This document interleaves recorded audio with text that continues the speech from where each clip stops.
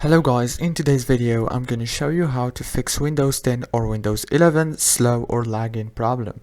So all what you have to do is simple. Just go down here to the search bar and click on it, and then go to the settings option on your PC, and then all what you have to do now is so simple and easy. Just click on privacy option right here, and then you will find some options right here. Now all what you have to do is click on general, and then all what you have to do is turn off all those options right here, as you can see like this. And after you turn off all those options, you need to go to those options to right here and turn off all these options.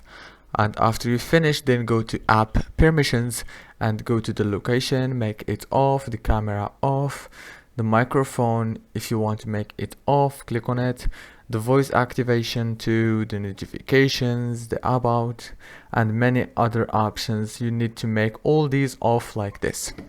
And yeah, then all what you have to do is restart your PC, and congratulations. Don't forget to like, subscribe. Thank you for watching until the very end.